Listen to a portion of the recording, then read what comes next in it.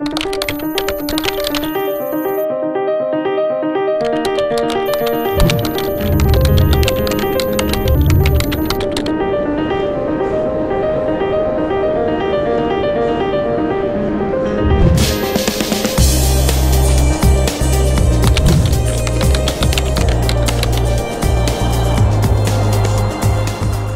vou tentar fazer a introdução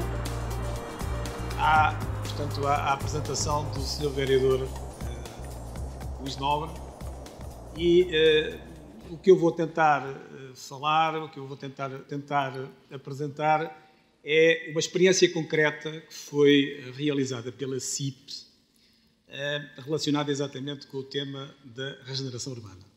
A CIP, em 2010, assumiu como um dos seus vetores estratégicos de atuação, a CIP, eu presumo que toda a gente sabe, é a Confederação Empresarial de Portugal, assumiu, portanto, como um dos seus vetores estratégicos a regeneração urbana.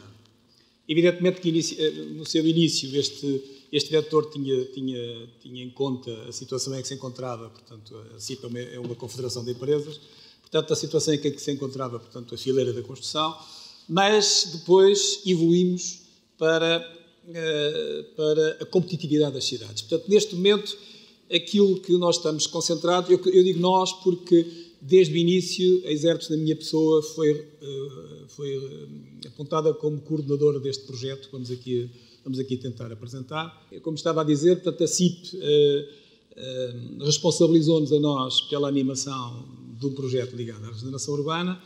Numa primeira análise foi a preocupação em fazer da regeneração urbana o fator que permitisse, portanto, o desenvolvimento, a ocupação da fileira da construção, que, enfim, como sabem, portanto, eu vou avançando pelos slides, é o setor que mais desemprego neste momento registra. De cor, assim de memória, posso-vos dizer que em 2 anos a fileira da construção perdeu 1/3 das pessoas que trabalham nesta área e existem, em termos de falências, o número varia muito, mas andará à volta de entre 20 a 30 empresas por dia da fileira da construção que vão à falência. Portanto, é um problema grave que apareceu, que se desenvolveu nesta área, neste setor. Evidentemente que era fatal, porque uma economia que é suportada na construção, a partir da altura em que a gente verifica a situação em que neste momento estamos a viver, eu julgo que toda a gente tem consciência que Portugal neste momento tem casas para mais de 10 anos, portanto nós não precisamos de construir casas para a população nos próximos 10 anos, tal como aconteceu na economia espanhola. Obviamente que isto um dia acaba, e quando isto um dia acabar, então as pessoas que são ligadas a este setor vão para o desemprego. Como a construção é um setor de mão de obra intensiva, obviamente que é geradora de um forte desemprego. Portanto, a primeira preocupação foi esta. Depois nós olhámos para um problema que é o que eu presumo que já, enfim, hoje foi largamente aqui debatido, que é as cidades são o polo de desenvolvimento futuro. Portanto, as cidades em Portugal, o grau de concentração urbana anda à volta dos 65%, mas na Europa anda à volta dos 80% e aquilo que se acredita é que em 2050 metade da população mundial vive em cidades. Portanto, as cidades tenderão a substituir a competitividade que atualmente nós suportamos nos países. Portanto, tudo aquilo que o tema ligado à competitividade vai deslocar-se tendencialmente para a competitividade associada aos países vai deslocar-se progressivamente para as cidades. Portanto, tudo o que tem a ver com... Obrigado, já não preciso falar de cor outra vez. Tudo o que tem a ver com... Era isto que eu estava a tentar explicar. Portanto, tudo aquilo que tem a ver com a competitividade irá, digamos, deslocar-se para as cidades, em vez de estarmos neste momento a falar em países. Portanto, serão as cidades os polos de desenvolvimento futuro. Então, o que é? Eu vou tentar passar depressa, porque senão o Sr. Vereador depois não vai ter tempo de falar. O que é que nós andámos a fazer em Portugal? Portanto, nós, nas últimas décadas, construímos, ao lado direito está o número de habitações que construímos em 10 anos. Em 10 anos nós construímos quase 400 mil habitações. Portanto, fizemos uma enorme concentração de esforço de investimento em habitação nova e desenvolvemos, portanto, um mercado de habitação própria. Nós devemos ser, se não o primeiro ou o segundo país na Europa, em que temos mais proprietários, temos mais pessoas detentoras de habitação própria. O que é que isto aconteceu? Aconteceu que a habitação, as novas construções foram feitas na periferia das cidades, houve o desenvolvimento que é costume chamar-se em forma de donut, quer dizer, os centros ficaram vazios e as periferias ficaram cheias de casas, e houve o despovoamento dos centros das cidades. Associado com o congelamento das rendas e as dificuldades em cumprir, portanto, em fazer cumprir as pessoas que não pagam, portanto, em fazer despejos para incumpridores, isto conduziu à quebra de arrendamento dos senhorios, daqui houve o desaparecimento do mercado de arrendamento e o crescimento dos devolutos, a degradação dos prédios e o desaparecimento da habitação nos centros urbanos. Este é o panorama que nós hoje vivemos. Isto o que é que deu origem? Deu origem a uma redução da atividade económica das cidades, à diminuição do investimento público e privado nas cidades e à degradação progressiva da competitividade das cidades e do desenvolvimento das regiões. Neste momento, o que é que temos? Temos a fileira da construção a perder 29 empresas e 430 postos de trabalho por dia. Como estava a dizer, o setor perdeu praticamente um terço dos seus empregados nos 2 últimos anos. Temos 34% do parque habitacional em Portugal a carecer de reabilitação. E temos, portanto, isto de um lado. Do outro lado temos um potencial de investimento da ordem dos 26 mil milhões de euros e temos 500 mil fogos devolutos. A CIP, então, em 2010, o que é que procurou desenvolver? Procurou suportar como linha estratégica de atuação a regeneração urbana. Porquê? Porque viabiliza o investimento, é uma atividade transversal, porque envolve o comércio, a indústria e o turismo, consome materiais e produtos em grande parte produzidos em Portugal, rentabiliza as estruturas existentes e aquelas que estão desaproveitadas, cria emprego qualificado, porque o emprego na área da regeneração não é igual ao emprego criado na obra nova, permite reanimar a vida das cidades, atrair turistas e fixar os habitantes, melhora a qualidade de vida das populações e permite rentabilizar poupanças próprias. Eu pertenço a uma geração em que eu recordo-me das pessoas de uma certa idade, quando eu era miúdo, o que faziam era compravam, investiam no parque habitacional para garantir a sua velhice. Portanto, aquilo, mais tarde ou mais cedo, nós caminharemos para isto. O que é que nós queremos? Qual era o objetivo da CIP? É acabar com o paradigma de reabilitar à custa do erário público. Isso acabou, não há dinheiro. Portanto, a lógica é tentar juntar a iniciativa pública, a iniciativa privada e envolver as populações nesse esforço. Ou seja, não acreditamos que continuemos com o mesmo paradigma de ir buscar dinheiro ao erário público, investir na reabilitação de espaços e depois os espaços ficarem vazios, que é o que nós temos. Viana é um exemplo disso. Temos lindos espaços excepcionais sem ninguém.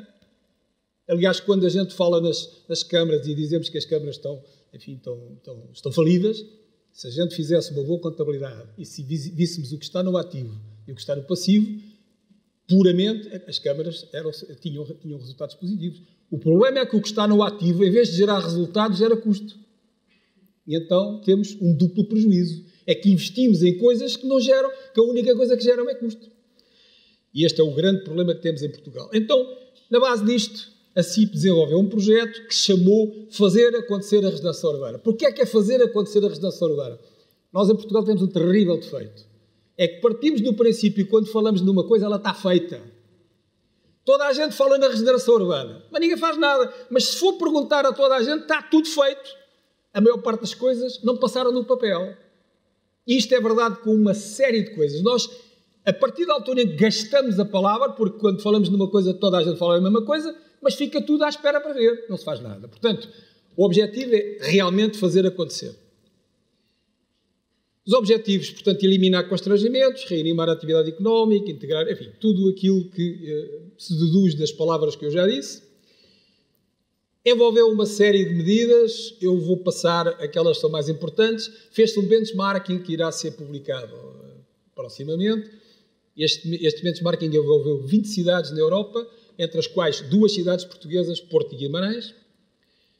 Fizeram-se 5 estudos de diagnóstico, à custa dos quais, neste momento, já temos alguns efeitos da última proposta de legislação que foi enunciada na última semana, na última sexta-feira. Já resulta de muitas das propostas que foram feitas nestes estudos.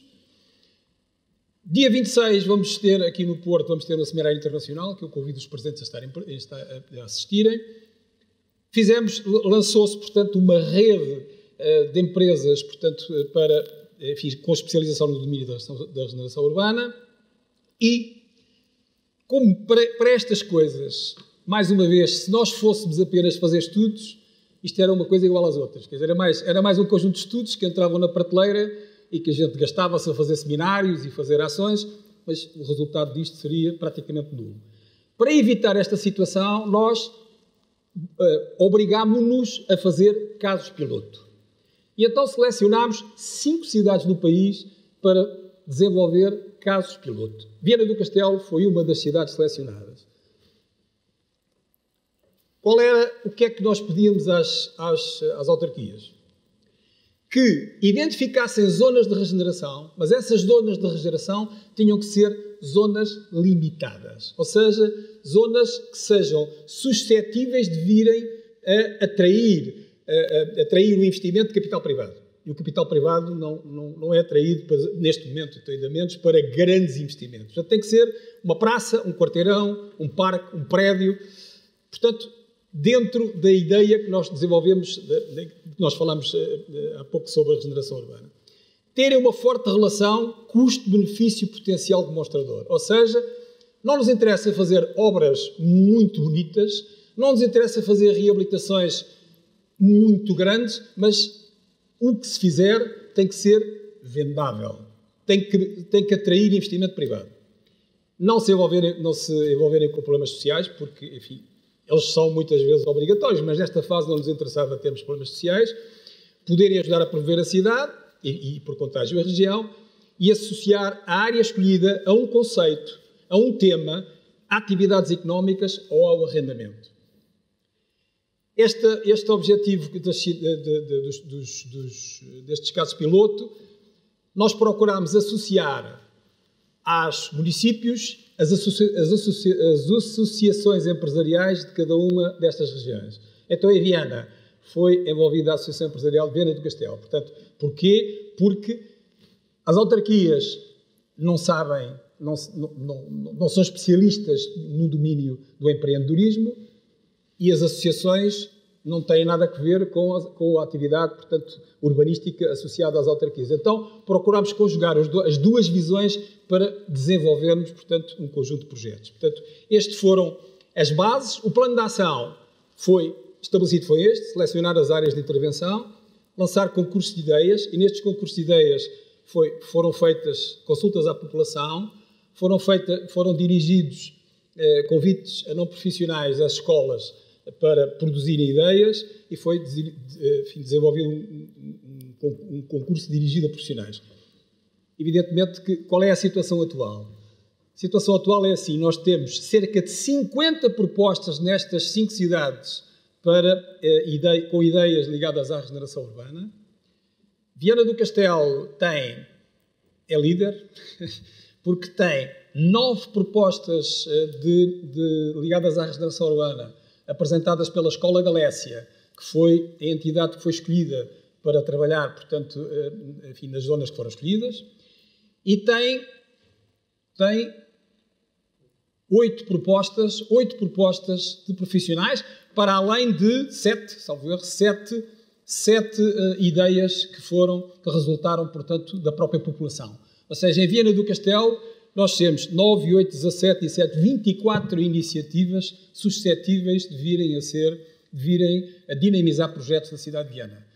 Com base neste projeto, o Presidente da autarquia identificou como uma das áreas estratégicas de desenvolvimento da cidade exatamente a regeneração urbana. Portanto, as outras cidades também, portanto, na Figueira da Foz tivemos 5 ideias, não são muitas, mas tivemos 5, e no Alentejo tivemos 12 ideias ligadas a profissionais, e infelizmente aí funcionou pouco menos bem a área ligada à educação, portanto temos apenas uma ideia, uma iniciativa, e temos 12 iniciativas ligadas à população. Portanto, há realmente uma forte aceitação e uma forte dinâmica que foi criada com iniciativas ligadas a este projeto. Só para concluir, já vou passar aqui a palavra ao Sr. Vereador, Portanto, as ideias aqui em relação a Viana, que foram apresentadas por profissionais, o júri vai reunir no dia 20, portanto, no dia 26 vão ser apresentadas no Porto, no seminário que vamos fazer, as ideias que foram selecionadas por esse júri, e até Porto Alegre vai ter a reunião do júri no dia 21, e Figueira da Foz já reuniu e já selecionou as propostas ganhadoras. Portanto, o que eu iria pedir ao Sr. Vereador é que apresentasse o caso concreto de Viana do Castelo.